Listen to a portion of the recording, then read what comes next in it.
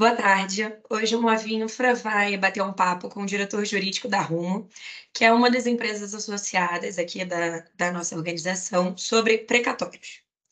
O tema ele tem gerado muitas discussões entre o setor público e o privado, principalmente depois de uma decisão do governo federal de suspender o uso dos precatórios para pagamento de outorga de concessões, mesmo frente à possibilidade de uso desse instrumento por expressa autorização constitucional. Nesse papo, o nosso objetivo é deixar um pouco mais claro o que são os precatórios e qual o impasse que todas as empresas estão vivenciando hoje em dia. Boa tarde, Walter. Obrigada por aceitar o nosso convite para falar um pouco sobre esse tema, que é um pouco difícil de entender. E, para começar, eu gostaria que você explicasse um pouco sobre o conceito dos precatórios e por que esse assunto voltou à tona. Olá, Ana. Obrigado pela oportunidade aqui de falar e explicar um pouquinho sobre esse tema que está em voga e que, como você disse, às vezes não é compreendido, né? Então, acho que essa pergunta, né? O que é um precatório? Um precatório nada mais é que um crédito que alguém tem contra um ente público e como se fosse um cheque a ser pago, né, pelo ente público a uma pessoa ou uma empresa que passou por um processo judicial super longo e depois teve reconhecido esse crédito a ser pago por um ente público. Então, é isso que é um precatório. O poder público ele tem a prerrogativa de só pagar esse crédito através de lei orçamentária anual, incluir esse pagamento na lei orçamentária anual para dar previsibilidade ao orçamento público. Então, é isso que significa essa palavrinha aí, o precatório. E por que está muito em discussão? O que aconteceu? Em 2021, foram aprovadas propostas de emenda à Constituição, as PECs, as emendas constitucionais 113 e 114, que ficaram conhecidas como as PECs do calote, né, e prorrogaram o vencimento dessas obrigações que a União tinha de pagar condenações na justiça para 2027. Então, pessoas que passaram aí por longos processos, 20, às vezes 30 anos de discussão na justiça, na hora de receberem o seu dinheiro do ente público, e no caso aqui a União, vão ter que esperar mais até 2027.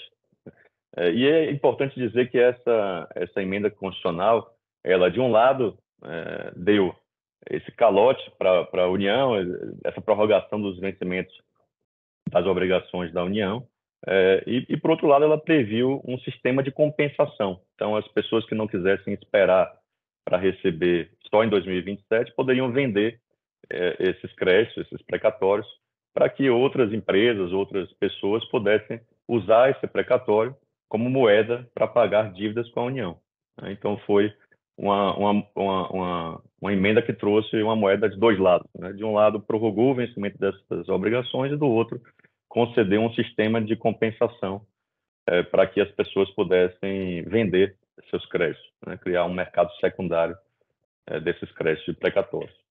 Então, hoje, muito em discussão é justamente, obviamente, esse calote, essa prorrogação de prazo dos precatórios desagrada, porque é uma medida que frustra muitas pessoas que estavam com expectativa de receber esse crédito. E aí, por outro lado, a via da compensação ainda não está funcionando diante de alguns obstáculos que a administração pública tem criado para viabilizar esse sistema de compensação. Agora que o conceito do precatório está um pouco mais claro, você pode explicar para a gente por que, na sua avaliação, o uso desse instrumento para o pagamento das outorgas ele é vantajoso e eficiente? Sim. Aqui o constituinte derivado, ele quis, como eu disse, diminuir o tamanho dessa bola de neve que foi criada ao prorrogar o pagamento dos precatórios para 2027, né, justamente criando esse sistema de compensação. Então, ao se criar esse sistema de compensação, chegaríamos, e ele sendo efetivo, chegaríamos em 2027 com uma conta menor, a rolada menor, prorrogada, tendo em vista que ao longo desses anos, até 2027, pessoas venderam seus precatórios e outras empresas usaram para pagar obrigações com a União. E aí, lá na Constituição, está prevista a possibilidade de usar os precatórios para pagar outorga. Então, esse é super relevante, essa previsão, porque é aqui que realmente o instrumento da compensação ele ganha relevância. Eu acho que duas finalidades. Tem uma demanda por parte de empresas e que pode ajudar justamente a diminuir o tamanho desse calote, né, que é justamente outorgas e obrigações tributárias que estão em dívida ativa, parcelamentos. Então, acho que cumpre a finalidade aqui de diminuir o tamanho do calote e permitir que pessoas que passaram aí por um longo processo judicial tenham o seu crédito satisfeito. Então, por parte das empresas, sem dúvida também um instrumento importante para incentivar investimento e num setor tão relevante quanto a infraestrutura. Então, o que a gente tem aqui, ele é mais um instrumento à disposição das concessionárias que cria fomenta o mercado, né, permite que você dê bids maiores e que gera, então, benefícios tanto para o poder público quanto para o particular, na medida em que você tem essa compensação dos valores, né? O que a gente sabe, né, de acompanhar o tema, é que a gente tinha uma regulamentação emitida pela AGU que disciplinava como essa compensação deveria ser feita, como era a apresentação desses precatórios, que estabelecia um procedimento administrativo a ser observado pelos concessionários para utilizar esse instrumento para pagamento das outorgas. E essa portaria, né, ela foi revogada e agora foi constituído um grupo de trabalho e a gente está num processo de discussão de um novo texto do que deverá ser observado pelos concessionários para poder recorrer a esse instrumento, né? Esse texto ele já foi colocado em consulta pública já foi encerrada, contou inclusive com a participação do Movinfra, e o que a gente queria saber, Walter, nesse texto que foi publicizado, o que você acha que deveria ser alterado para que esse instrumento possa ser usado de uma forma eficiente? Não, perfeito.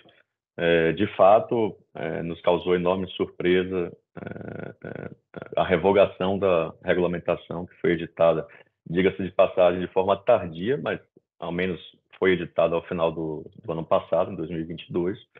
Era uma regulamentação que previa regras de procedimento e de competência, né? Não trazia restrições materiais ao exercício desse direito de compensação que estava previsto na Constituição.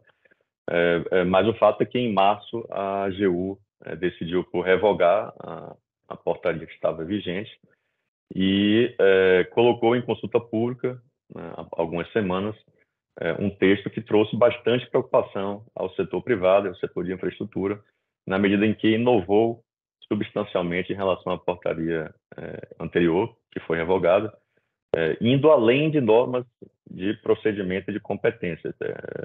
Pelo menos o texto que foi colocado em consulta pública trazia restrições materiais que, ao nosso ver, não são cabíveis, ainda mais via portaria, porque o texto constitucional, nesse ponto do sistema de compensação, ele é bem claro de dizer que ele é auto-aplicável, no sentido de que não é passível de ser uma norma passível de ser restringida por uma norma infraconstitucional. Então, para citar aqui os pontos mais polêmicos dessa norma que foi colocada em consulta pública, que a gente gostaria de agora ter oportunidade que a AGU revisitasse, né, e mudasse esses pontos. A gente está falando de só poder usar precatórios para finalidade de outorga se houver previsão em edital, de sujeitar o uso de precatórios a limites de valores anuais fixados pelo Poder Executivo e ainda uma restrição ao conceito de outorga. A gente entende por outorga toda contraprestação que é devida ao ente público pela outorga da delegação do serviço público. Então, o que está previsto no meu contrato de concessão, ali tem algumas rubricas, né, mas aquilo que é em contraprestação, que eu pago à União em contraprestação, aquela delegação de serviço público, a gente entende como outorga, e aí constou um conceito bem mais restritivo nessa portaria posta em consulta pública, excluindo do conceito de outorga, por exemplo, arrendamento. Então, acho que esses são pontos bem sensíveis ao setor de infraestrutura. Também tem pontos que aí afetam de maneira geral a todos os usos, como colocar que para todo e qualquer uso de precatório tem que se prever uma garantia em dinheiro ou em seguro, restrição aqui que também não há previsão constitucional, e a portaria revogada ela previa essa possibilidade em casos excepcionais, em casos em que o precatório tinha uma ameaça de ser anulado por uma medida judicial pendente, enfim, em situações excepcionais, eu acho que há uma razoabilidade, mas não como regra. Também a gente observa nessa norma colocada em consulta pública entraves burocráticos que foram criados que não existiam antes, como, por exemplo, exigir uma certidão chamada CVLD em nome do requerente da compensação. Então, antes se previa a possibilidade de apresentar essa certidão ao final do processo, agora está se prevendo criar no início do processo. Então, entraves que parecem ter sido criados para dificultar o uso desse sistema de compensação, quando a Constituição ela quis criar esse sistema justamente para evitar e dar uma alternativa a essas pessoas que são credores da União de poder ter o seu crédito satisfeito.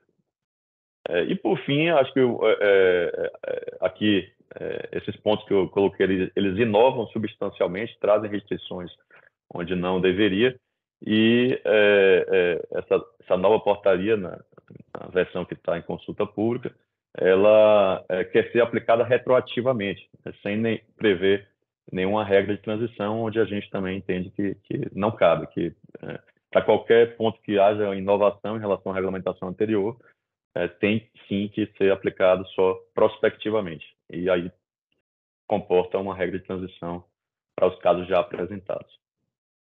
Em síntese, eu acho que são esses os pontos mais sensíveis da minuta colocada em consulta pública pela AGU. Walter, obrigada por ter esclarecido para a gente um pouco mais sobre essa discussão. Obrigada por receber o Move Infra e por falar de um tema que é tão importante para o desenvolvimento da economia e para a infraestrutura do país. Obrigada, até a próxima.